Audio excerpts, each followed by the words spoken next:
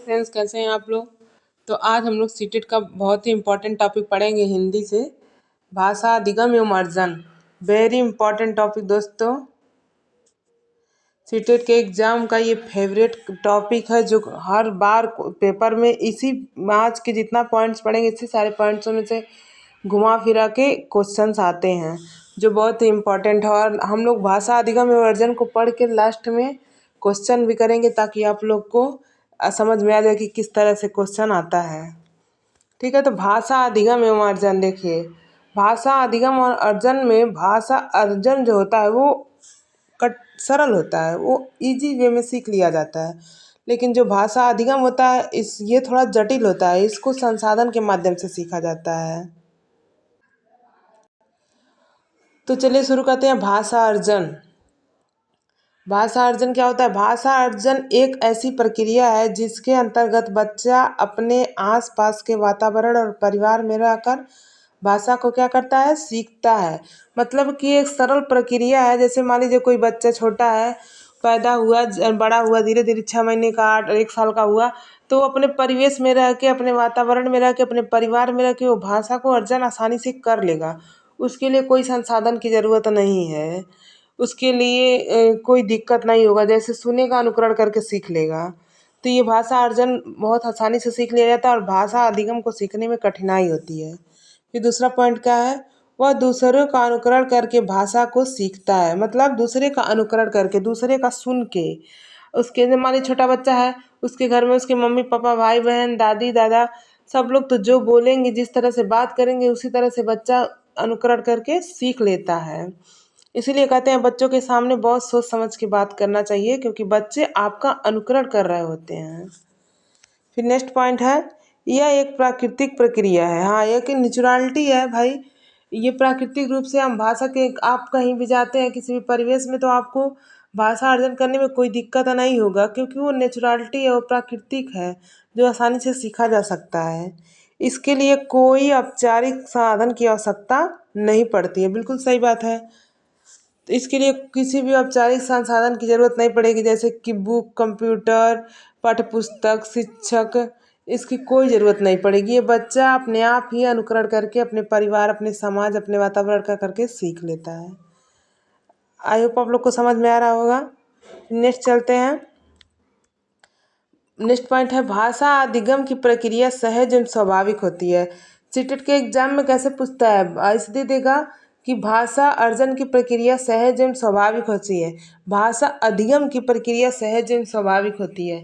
भाषा अर्जन की प्रक्रिया सहज एवं जटिल एवं कठिन होती है।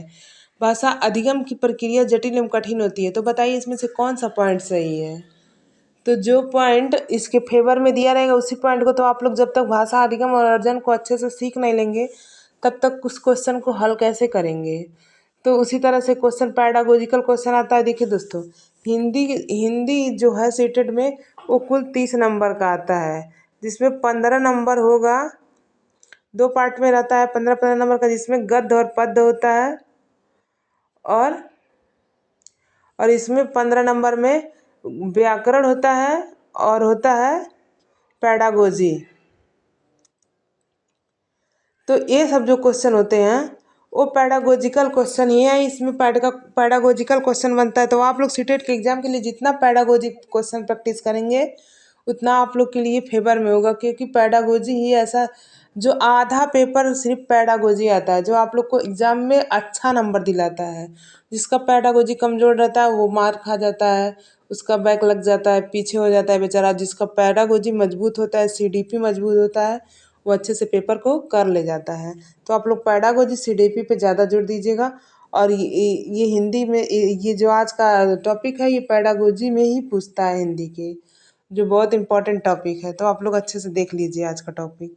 और एक बार देख लेते हैं दोस्तों, तो हम वादा करते हैं आप लोग को दोबारा नहीं पढ़ना पड़ेगा, जो अच्छे से आप लोग आज इसको पढ़ लिए।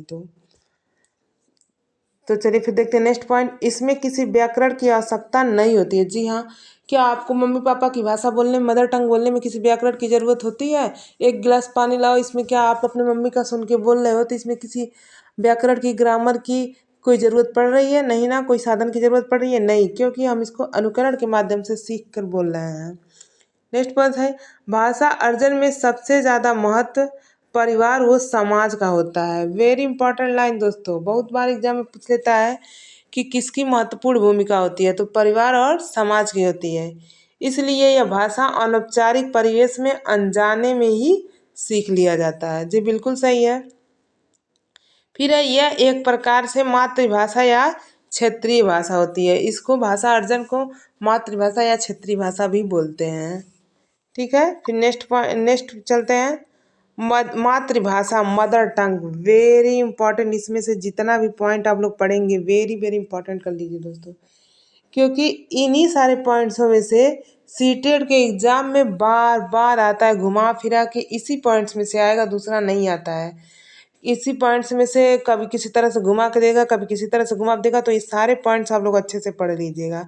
मदर टंग के बारे में क्या पूछता है, मदर टंग बहुत ही इंपॉर्टेंट है। NCF, NEP, RTE, इस सब में मदर टंग के बारे में क्या कहा गया है वो सब आज हम लोग पढ़ लेंगे आसानी से। तो चलिए देखिए, NEP 2020 और NCF 2005 द्वारा सबसे महत्वपूर्ण भाषा माना गया है किसको, मदर टंग को। NCF 2005 और NEP 2020 कहता है कि बच्चा कक्षा 1 से 8 तक मातृभाषा में उनको शिक्षण कराया जाए। ठीक है, तो ये मातृभाषा को बहुत ही महत्वपूर्ण माना है। पूछता है कि NCF किस भाषा को महत्वपूर्ण माना है, हिंदी, इंग्लिश, संस्कृत, मातृभाषा।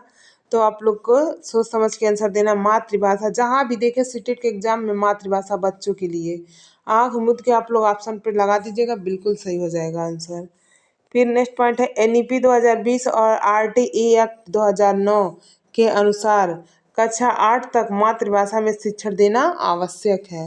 मतलब NEP और RTE एक्ट दोनों कहता है कि कक्षा 8 तक मातृभाषा में शिक्षण देना आवश्यक है। फिर मातृभाषा को क्या समझना है, संसाधन के रूप में प्रयोग करना है। किसको, मातृभाषा को हमें क्या संसाधन के रूप में प्रयोग करना है। उसको जटिल कठिन कभी नहीं समझना है। जहाँ भी दे दिया क्वेश्चन में कि मातृभाषा को संसाधन के रूप में प्रयोग करना है, एकदम आंख मूंद के आप लोग लगा दीजिए, वो आंसर सही ही हो जाएगा। लेकिन अगर लगा दिए कि मातृभाषा जटिल है, मातृभाषा कठिन है, तो ये आप लोग का आंसर गलत हो जाएगा। सीटेट के एग्जाम में निगेटिव और पॉजिटिव टैग वर्ड देख के आप लोग जाइएगा। न्यू NCERT के आधार पे हम पॉजिटिव और निगेटिव टैग वर्ड आप लोग को बता देंगे, लेकिन पुराने वीडियो में मेरे टैग वर्ड पड़ा हुआ है, आप लोग एक बार जाकर उसको देख लीजिएगा। बच्चों को कभी भी हतोत्साहित नहीं करना है, उनको प्रोत्साहित करना है, उनको कभी भी समस्या नहीं मानना है, उनको संसाधन मानना है। ठीक है, फिर नेक्स्ट पॉइंट है मातृभाषा में ज़्यादा से ज़्यादा विचारों की अभिव्यक्ति दी जाती है। जी बिल्कुल सही है, मातृभाषा में ज़्यादा से ज़्यादा विचारों की अभिव्यक्ति दी जाती है। जैसे मातृभाषा, बच्चे अपनी मातृभाषा को सुनता है, अनुकरण करता है, फिर उसकी क्या करता है, अपने दिमाग में इमेजिंग करता है, कल्पना करता है, अपने विचार बनाता है, कंसेप्ट, उसके बाद बोलता है, तो उसके विचारों को ज़्यादा अभिव्यक्ति दी गई है। ठीक है, फिर अगला पॉइंट है मातृभाषा को सीमित करने की जगह ज़्यादा से ज़्यादा प्रोत्साहन देना चाहिए। जी, पेडागोजी क्वेश्चन में इस तरह से पूछ देता है कि मातृभाषा को सीमित किया जाए या फिर प्रोत्साहन दिया जाए, तो क्या आप लोग करेंगे, प्रोत्साहन देना है, सीमित नहीं करना है, संसाधन समझना है, जटिल नहीं समझना है, कठिन नहीं समझना है। आई होप आप लोग अच्छे से समझ पा रहे होंगे। फिर देखिए अब नेक्स्ट पॉइंट आ गया, भाषा अर्जन हम लोग पढ़ लिए, मदर टंग पढ़ लिए, अब भाषा अधिगम पढ़ेंगे। ये वेरी इंपॉर्टेंट है आज का टॉपिक दोस्तों, तो आप लोग देख लीजिए भाषा अधिगम के बारे में क्या एग्जाम में पूछता है। इसमें औपचारिक साधनों का प्रयोग होता है। जी बिल्कुल, औपचारिक साधनों का प्रयोग होता है। इसको हम अध्ययन के माध्यम से सीखते हैं, इसको सीखने में कठिनाई होती है, इसमें संसाधन की हमको ज़रूरत पड़ती है। तो फिर देखते हैं नेक्स्ट पॉइंट क्या कहा है, भाषा अधिगम में नियम और व्याकरण का प्रयोग किया जाता है। जी बिल्कुल, भाषा अधिगम हमको विद्यालय से ग्रहण करने को मिलता है, तो हम जब विद्यालय में जाते हैं तो वहाँ पे व्याकरण का प्रयोग करेंगे, पाठ्य पुस्तक का प्रयोग करेंगे, शिक्षक पढ़ाएंगे, ब्लैक बोर्ड, अनेक तरह के संसाधन, TLM की ज़रूरत पड़ेगी। भाषा अधिगम करने के लिए संसाधन की ज़रूरत पड़ती है। फिर है नेक्स्ट पॉइंट, इसे द्वितीय भाषा के नाम से जाना जाता है। मतलब भाषा अधिगम को द्वितीय भाषा के नाम से जाना जाता है। इस सारे पॉइंट्स बहुत इंपॉर्टेंट है, बिल्कुल ध्यान से देखिएगा।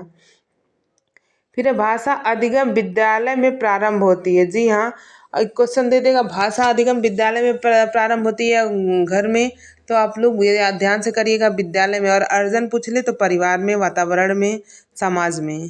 ठीक है।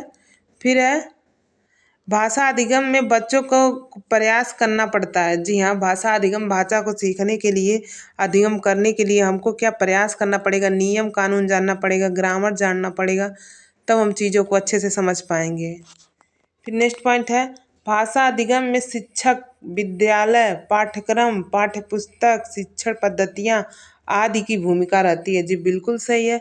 जब हम स्कूल में जाएंगे, विद्यालय में जाएंगे तो हमको शिक्षक देखने को मिलेंगे, विद्यालय, पाठ्यक्रम, पाठ्यपुस्तक के बिना शिक्षण कैसे हो सकता है, शिक्षण पद्धतियाँ, नियम, हम उनके अनुसार से शिक्षा अधिगम करेंगे, भाषा अधिगम करेंगे। ठीक है।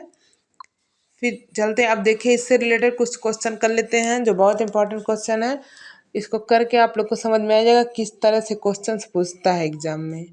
तो देखिए क्वेश्चन क्या है, भाषा अधिगम और अर्जन के बारे में कौन सा कथन सही नहीं है। देखिए निगेटिव पूछा है, आपको निगेटिव ढूंढ के निकालना है। ठीक है। भाषा अधिगम और अर्जन के बारे में कौन सा कथन सही नहीं है। तो अभी आप लोग को सीटेड में पॉजिटिव टैग वर्ड को ही इम्पोर्टेंट मानना है, निगेटिव टैग वर्ड देखते ही आप लोग काट दोगे। तो ये निगेटिव पूछा है तो निगेटिव ही हमको ढूंढ के निकालना है। तो चलिए ऑप्शन देख लेते हैं। यदि अवसर और परिवेश दिया जाए तो सभी बच्चे अनेक भाषाएं सीख सकते हैं। जी बिल्कुल। यदि सभी बच्चों को पढ़ने का अवसर दिया जाए, उस तरह का वातावरण दिया जाए, उस तरह का परिवेश दिया जाए, तो सभी बच्चे भाषाओं को सीख सकते हैं। ये तो सही है। प्रथम भाषा दूसरी भाषा के अधिगम में व्यवधान डालती है। देखिए ये गलत है दोस्तों।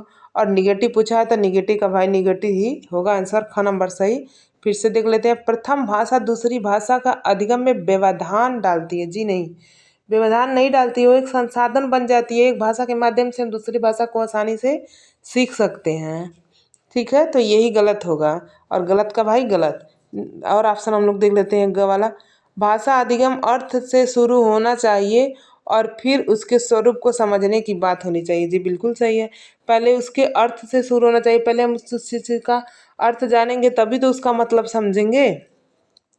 फिर है प्रथम भाषा द्वितीय भाषा के अधिगम को समर्थित करती है। जी बिल्कुल सही है। प्रथम भाषा द्वितीय भाषा का समर्थन करती है। एक भाषा के माध्यम से हम दूसरी भाषा को आसानी से सीख सकते हैं। तो इसका आंसर ख नंबर सही हो जाएगा। नेक्स्ट क्वेश्चन है, ज्ञान की अवचेतन स्वीकृति जहाँ सूचनाएं संप्रेषण के माध्यम से मस्तिष्क में एकत्र होती है उसे भाषा के रूप में जाना जाता है। सॉरी दोस्तों, कुछ इशू हो गया था, तो चलिए हम लोग देख लेते हैं। राष्ट्रीय पाठचर्या की रूपरेखा 2005 प्राथमिक स्तर पर किस भाषा को अनुदेशन माध्यम बनाने की सिफारिश करता है। तो देखिए किस भाषा को अभी हम लोग पढ़े हैं, एनसीएफ, एनईपी और आरटी एक्ट 2009 किस भाषा को महत्व देता है। तो देता है मातृभाषा को महत्व देता है, क्षेत्रीय भाषा को नहीं, 8वीं अनुसूची नहीं, अंग्रेजी भाषा को नहीं, मातृभाषा का महत्व देता है। तो आंसर नंबर ख सही हो जाएगा। और देखिए दोस्तों ये ऐसा टॉपिक है एनसीएफ 2005 राष्ट्रीय पाठचर्या की रूपरेखा, ये बहुत ही इम्पॉर्टेंट टॉपिक है जिसका पूरा वीडियो मेरे चैनल पे पड़ा हुआ है, क्वेश्चंस पड़े हुए हैं। आप लोग जाके वो वीडियो पूरा अच्छे से देख लीजिएगा, क्वेश्चंस लगा लीजिएगा, सारा आप लोग के सीटेट के एग्जाम में बहुत ज़्यादा हेल्प करेगा। तो वीडियो अच्छा लगे तो लाइक कर दीजिएगा, जो लोग चैनल पर नए हैं चैनल को सब्सक्राइब कर लेंगे। फिर मिलते हैं नेक्स्ट वीडियो में कल। Thank you for watching.